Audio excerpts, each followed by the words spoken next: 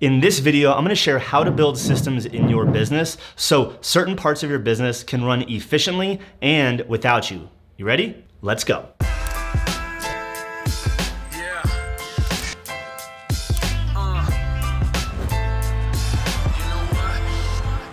What's good, everybody? Greg Hicken here with Systemly at system.ly. And if you are looking for the right systems, strategies, tools to systematize and scale your business, you are in the right place. So you better subscribe to that channel and hit that notification bell so you don't miss an episode, because they come out every single Tuesday. All right, so in this video, I'm gonna share 3 steps to actually create a system in your business. But first, we need to talk about why systems and when you should create a system. First, let's talk about why you should be creating systems in your business. The first reason you want to create systems in your business is because of predictability.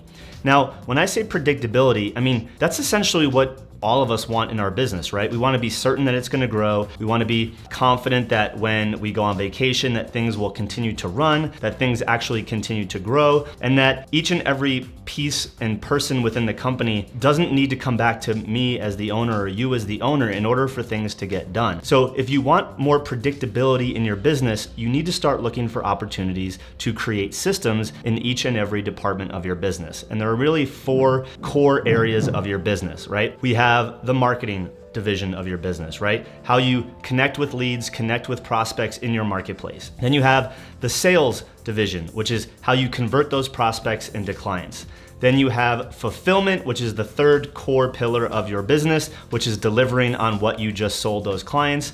And 4 is really like the back office operations admin, where a lot of opportunity exists for you to scale your business. If you want more predictability in those 4 areas, it's really important to start thinking about how you can create systems in each of those areas where you're the bottleneck.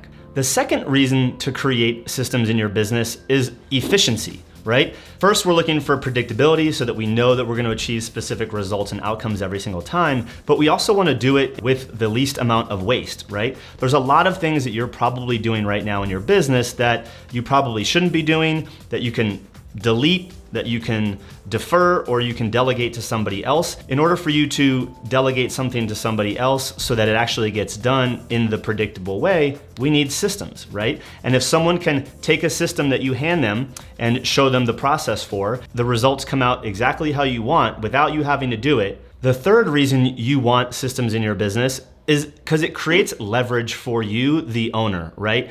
So we have predictability, we have efficiency, and as we're able to hand systems off and kind of show our team what systems exist in our business and what it actually looks like to have things get done, we're able to start stepping out of each of those tasks and activities so we can focus on where we should be focused, on growing our business, spending our time in our zone of genius. Maybe for you that's working with clients, maybe for you that's on the marketing side, but creating the vision of your business and making sure that you're leading your team to that destination. Now, the last reason you want systems in your business is because it really sets your team up for growth potential, right?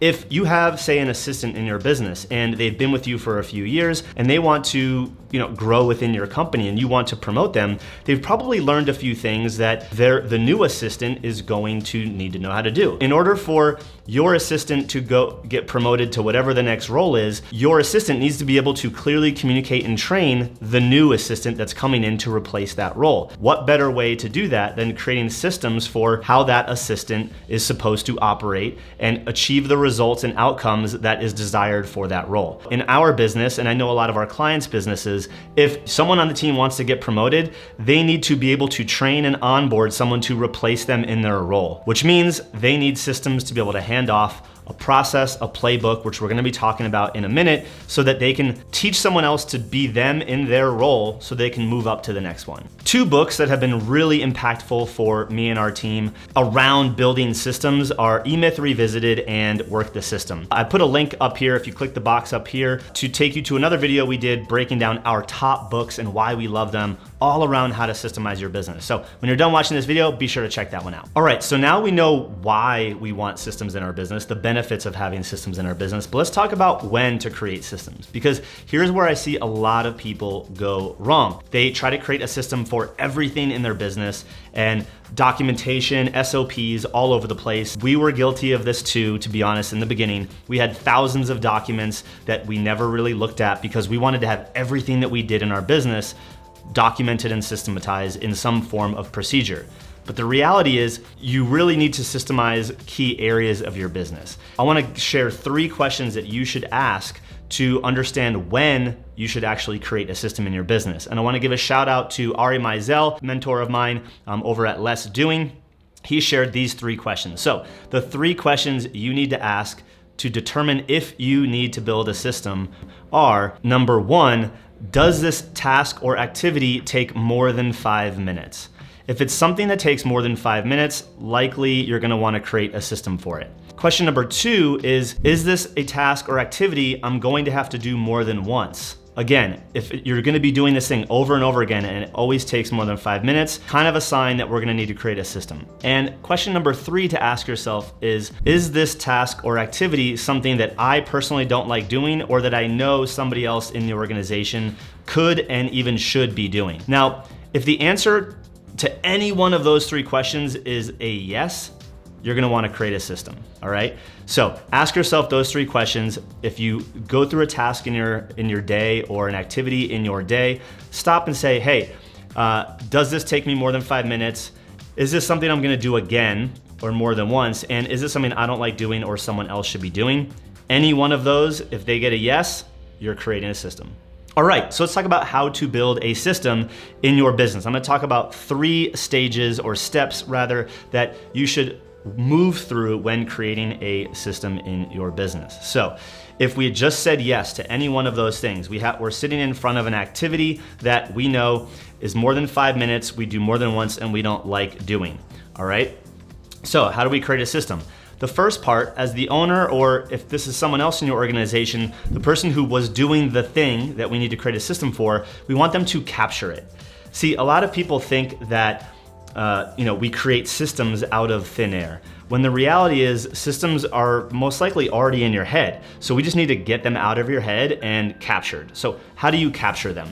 We love the tool called Loom, all right? So you can check that out. I'll link it up below in the comment section or in the description. And it allows us to record our screen on our computer while talking through what we're doing. So as the person who's doing the task, I can record myself, share my screen, then I can hand that video off to somebody else to have them put a document and a process map together. So step 1 is to capture the system. Now, I'm gonna say 1A is if you don't actually have the system in your head, the next best thing to do is to adopt a system, right? So maybe a mentor or a fellow peer of yours that has a similar business, maybe they have a system for the thing you're trying to do. So I would learn what their system is, adopt that system, emulate it, and then innovate it once you guys start using it enough. All right, step number 2 is to then document that. So I just recorded it, there's a video, hand it off to the person on the team that's going to be doing it, right? Have them watch through the video while doing it. And while they're doing it, they could be taking some screenshots and documenting the process so there's at least a high-level process map of how to get the outcome of that actual task or activity and of the system that we're creating. So step 1 is to capture, right? And again, if you don't have the system already in your head, adopt it from somebody else. Step 2 is to document it. Now, step 3 is the thing that I think a lot of people actually miss, and a key part of you as the owner being able to remove yourself from a lot of these systems, and it's to organize your systems, right? So in our business, we have a playbook. It's basically a place we store all of our systems and procedures and documentation that needs to be referenced or used over and over and over again. We have playbooks for each division of our business. We have a playbook for the marketing, the sales, the delivery, and the operations, right? So if you're in any one of those departments, you have a place to go where there are playbooks of the systems that we actually have plays for. So think of it like if you've ever played sports, your coach has a playbook. You learn the plays and they say, hey, it's time to go execute on this play. In say the fulfillment or delivery part of your business, you might have new client onboarding. Well, if every client comes into your world the same way every time, which they should, then you can have a system documented for how to onboard new clients. It documents the outcome, it shows what results look like, and it gives a step-by-step procedure on how anyone who's a part of the fulfillment team should be onboarding a new client. So organizing your systems across those divisions is really important. So we create plays that go in the playbooks, which are within each division of our business. Now, within the playbook, we have a couple different things. One, we actually have the play, right? So that's the system. It's the new client onboarding experience, right? But sometimes within that system, there needs to be a checklist or just a reference document. As an example, we have a weekly team meeting and we have an agenda for that meeting, and we have a reference document that throughout the week, if anybody has anything that they want to talk about on the weekly meeting, they jump into that reference document and jot it down. So the reference document might not be necessarily part of a specific system or procedure, but it's a document that we all use and reference. So our team meeting agenda would be a reference document, right? So we have a place for the plays within each of the 4 divisions. We have a place for reference documents like our team agenda, our product suite description, pricing and offering, and things like that. Now, lastly, we've created a lot of templates, right? So if we deploy a specific type of marketing campaign, we might have built a template for how we would execute that campaign, or maybe it's an email template or something like that, or a website template, or a promotional marketing material template. Those are all things that we have a baseline for that we store in the template section of this organizational structure. We use a tool called Trainual. I'll link that up below. But before we started using that, we just used Google Docs. And a lot of our clients actually still to this day use Google Docs, and it's a great way to get started.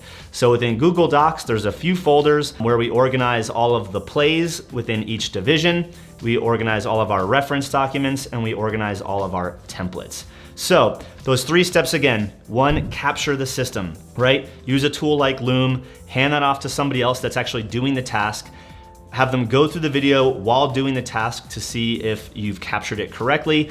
While they're doing that, they're going to create the documentation. Here's the bonus part of that real fast is now they become the owner of that system, right? Because you're not gonna be the one to do it again. You captured it, you did it the first time. Now they get to optimize it. So versions 2, 3, 4, and 5 of you continually optimizing that system is the responsibility of the person that is now in that role responsible for that play, all right? So we capture the system.